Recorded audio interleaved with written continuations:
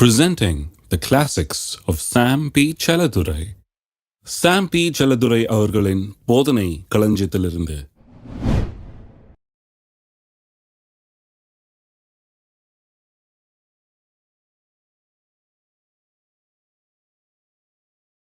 அப்படியே நீங்களும் உங்களை பாவத்துக்கு மரித்தவர்களாகவும் நம்முடைய கர்த்தராகிய இயேசு கிறிஸ்துவுக்குள் தேவனுக்கென்று பிழைத்திருக்கிறவர்களாகவும் எண்ணிக்கொள்ளுங்கள்.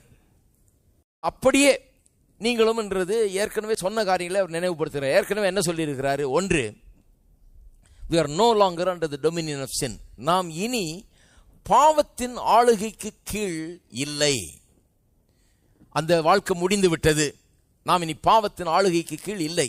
ரெண்டாவது, பாவத்தின் ஆளுகை கீழே இல்லாமல் இருந்தாலும் சரீரத்தின் மூலமாக பாவம் நுழைய பார்க்குது.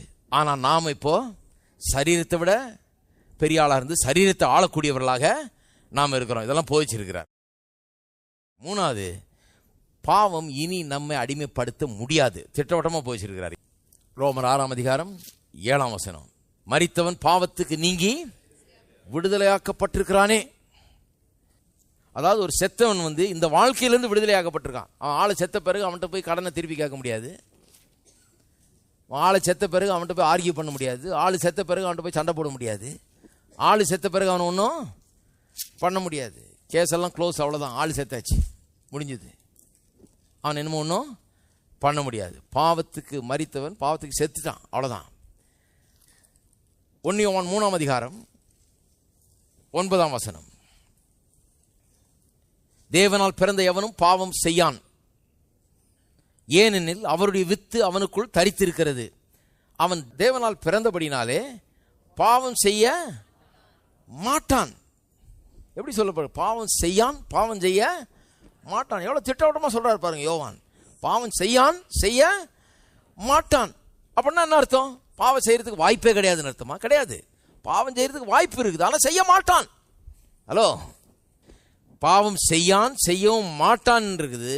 என்ன அர்த்தத்தில் சொல்லப்பட்டிருக்கிறது? அவன் இனி பாவத்துக்கு அடிமை இல்லை.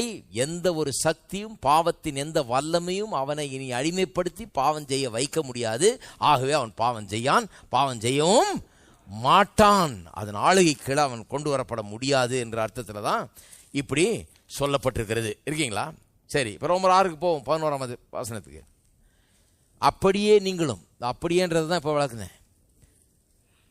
அப்படியேன்னா பாவத்தின் ஆளுகைக்கு கீழே கிடையாது. இப்போ நீங்கள் சரீரத்தின் மூலமாக பாவம் வேலை செஞ்சாலும் இப்போ ஆவி உயிர் பெற்றிருக்கிறதுனால சரீரத்தை நீங்கள் என்ன பண்ணலாம்? ஆளலாம்.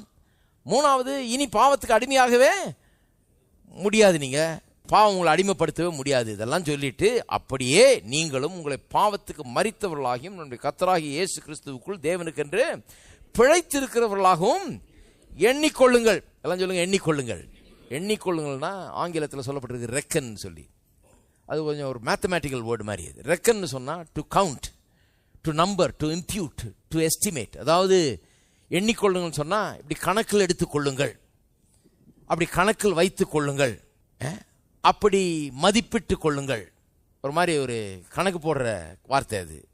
ஆனால் வேற விதத்தில் இந்த வார்த்தைக்கு அர்த்தம் இருக்குது. அது என்னன்னா to reflect, to think upon. எண்ணிக்கொள்ளுங்கள்னு சொன்னால் சிந்தியுங்கள், இதை கொஞ்சம் எண்ணி பாருங்கள்,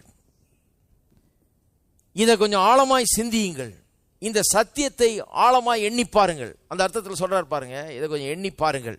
என்ன சொல்றாரு? இந்த புதிய உடன்படிக்கைக்குள்ள நீங்கள் என்னவா இருக்கிறீர்கள், இப்பொழுது என்ன நிலைமையில் இருக்கிறீங்க, நீங்கள் என்னவா இருக்கிறீங்க, உங்களுக்கு என்ன கொடுக்கப்பட்டிருக்கிறது, பாவத்திலிருந்து நீங்கள் விடுதலையாக்கப்பட்டிருக்கீங்க, அதான் சொல்லியிருக்கிறேன்.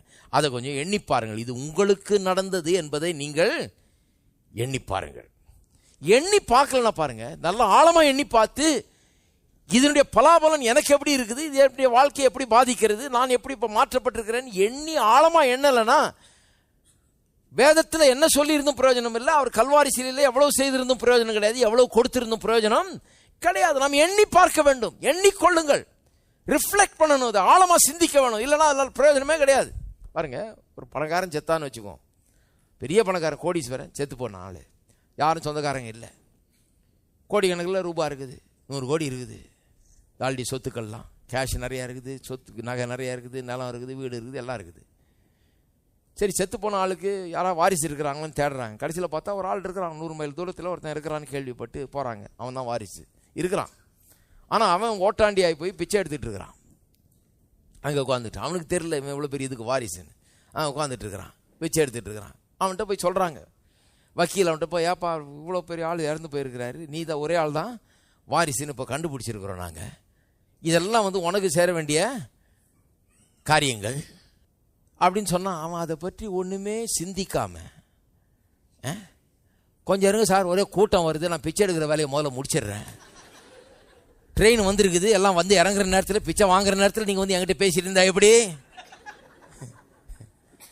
அவன் பாருங்க வேற லெவலில் இருக்கிறான். காலையில் ரயில்வே ஸ்டேஷன் போகலாமா, பஸ் ஸ்டாண்டு போகலாமா, எங்கேயாவது திருவிழா நடக்குதா, எங்கே கோயில் நடக்குது, எங்கே நல்லா போடுவாங்க, எங்கே போனால் வருமானம் அதிகாரம், அப்படி அவன் திங்கிங் வேற மாதிரி இருக்கு பாருங்க. அவன் டெய்லி அவன் திங்கிங் அதை விட்டு தாண்டி போகிறதே கிடையாது. இங்கே ஒரு ஆள் பெரிய விவகாரம் பேசிட்டு இருக்கிறார், 100 கோடி விவகாரத்தை பேசிட்டு இருக்கிறார். இவனுக்கு என்னென்ன விளங்கவே இல்லை. என்ன சொல்கிறான், கொஞ்சம் ஒதுங்கி நில்லுங்க சார், ஜனலாம் போட்டோம், முதல்ல என் வேலையை முடியும். அடா பாவி, 100 கோடி இங்கே வச்சு போட்டு இருக்குது, இன்னும் உட்காந்து பிச்சை எடுக்கிறதுலே குறியா இருக்கிறியே அப்படின்னு சொல்ல மாட்டாங்களா? ஹலோ, 100 கோடி அவனுக்கு 10,000 கோடி வச்சிருந்தாலும் அவன் அதை ஆழமாய் எண்ணி பார்க்கவில்லை என்றால், அவன் அதை நிறுத்திட்டு எல்லாத்தையும் தூக்கி எறிஞ்சிட்டு, என்ன சொன்னீங்க சார், திருப்பி ஒரு தடவை சொல்லுங்க அப்படின்னு சொல்லி கேட்டு, தாவீது போனான் இல்லையா களத்தில் போய், அங்கே போய் சகோதரர்லாம் இருந்தாங்க. அங்கே சொல்லப்பட்டது, இந்த கோலியாத்தை கொல்லுகிறவனுக்கு ராஜா தன்னுடைய மகளை கொடுப்பார், அவனுக்கு டாக்ஸ் ஃப்ரீ ஸ்டேட்டஸ் கொடுப்பார், நோ இன்கம் டாக்ஸ், சர்வ மானியம் எல்லாம் அவனுக்கு சும்மா கொடுக்கப்படும், மானியம் எல்லாத்தையும் அவன் அனுபவிச்சுக்கலாம், எல்லாம் கொடுக்கப்படும். கேட்டோன்னா அவன் போயிட்டு அந்த அதிகாரத்தை வாசித்து பாருங்க, 1 சாமுவேல் 17ஆம் அதிகாரம் வாசித்து பாருங்க, எத்தனை தடவை திருப்பி கேட்கறான் பாருங்க. ராஜா என்ன சொன்னாரு சொல்றாங்க, மகளை கொடுப்பாராம், டாக்ஸ் ஃப்ரீ ஸ்டேட்டஸ் கொடுப்பாராம், சர்வ மானியமும் கொடுப்பாரா அப்படின்னு அங்கே போய் அடுத்த ஆளை கேட்குறான், என்ன சொன்னாரு நீங்க வாசித்து பாருங்களேன் வேணா. 2-3 தடவை திருப்பி கேட்கறான், என்ன சொன்னாரு.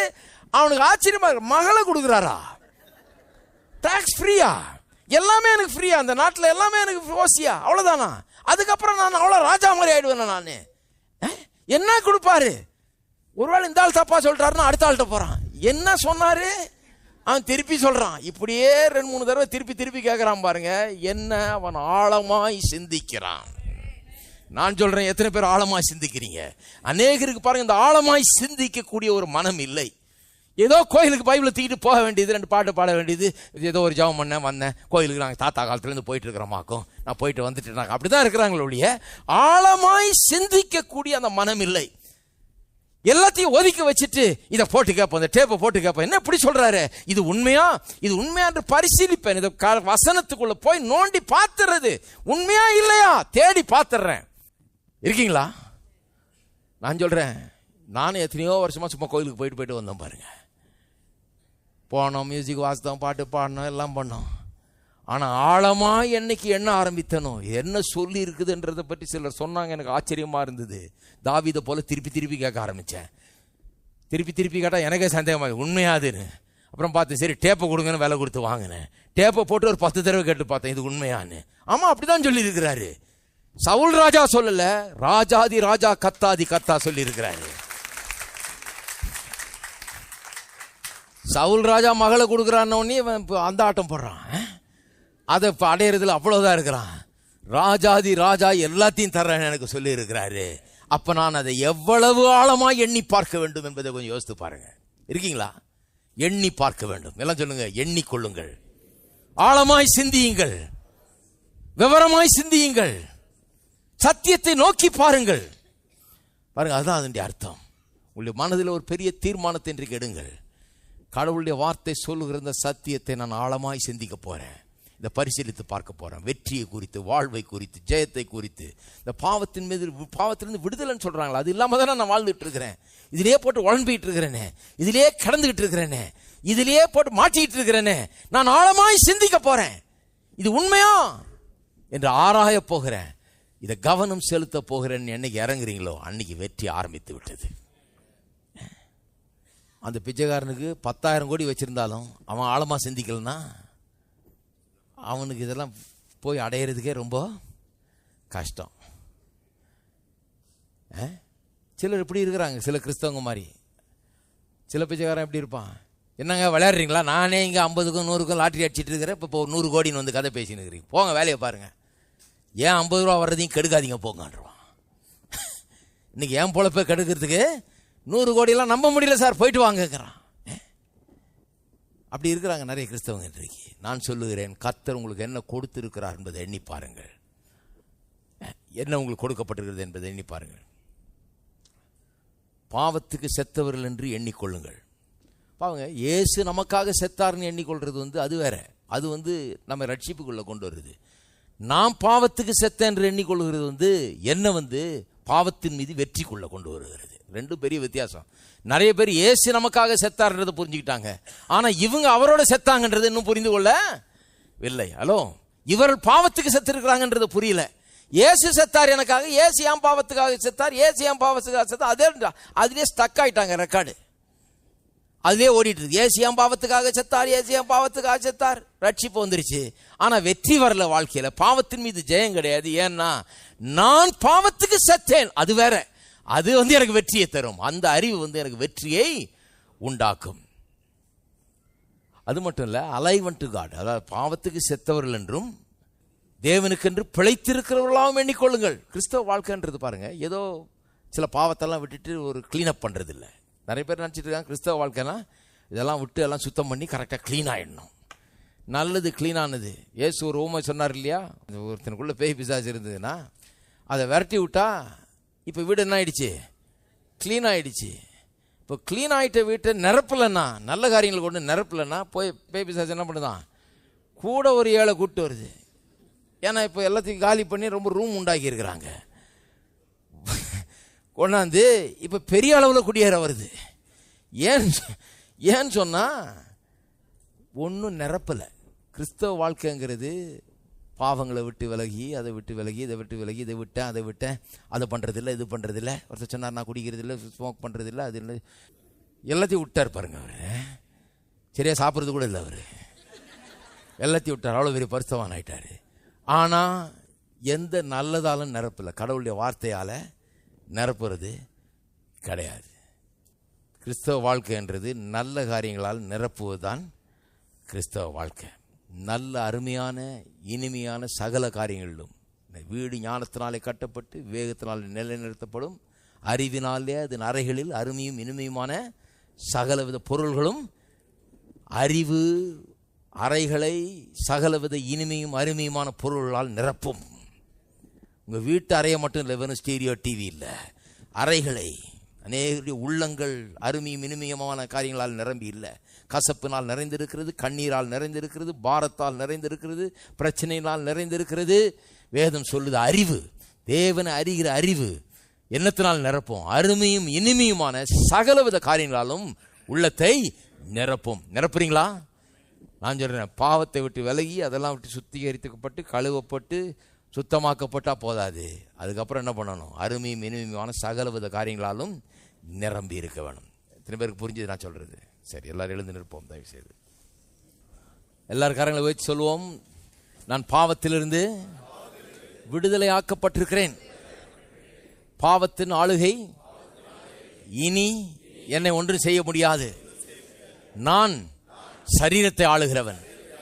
என்னுடைய சரீரத்தை அடக்கி ஆளுகிறேன். ஒவ்வொரு நாளும் நான் சொல்லுகிறதை என்னுடைய சரீரம் செய்யும். என்னுடைய சரீரம் சொல்லுகிறதை நான் செய்வதில்லை.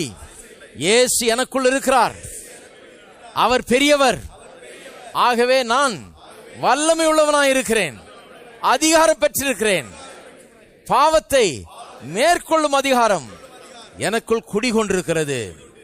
ஹல்லேலூயா.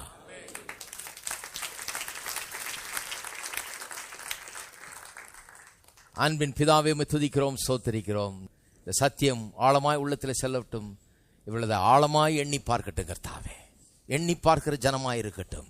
இவ்வளவு கேட்டுட்டு போறவர்களா அல்ல, எண்ணி பார்க்கிறவர்களாய், இதை அலசி ஆராய்கிறவர்களாய், இது உண்மையா என்று பார்க்கிறவர்களாய், இதன் முழு பலனை பெறுகிறவர்களாய் இருக்கட்டும் கர்த்தாவே. இதனுடைய முழு பலன் இவர்கள் ஒவ்வொருவருக்கும் வந்து கிடைக்கட்டும். வெற்றியும் வாழ்வும் இயேசுவின் நாமத்திலே உண்டாயிருக்கட்டும். ஒவ்வொருவருக்கும் உண்டாயிருக்கட்டும் கர்த்தாவே. உமக்கு எல்லா கனமையும் துதியும் செலுத்துகிறோம். இயேசுவின் நாமத்திலே ஜெபிக்கிறோம்.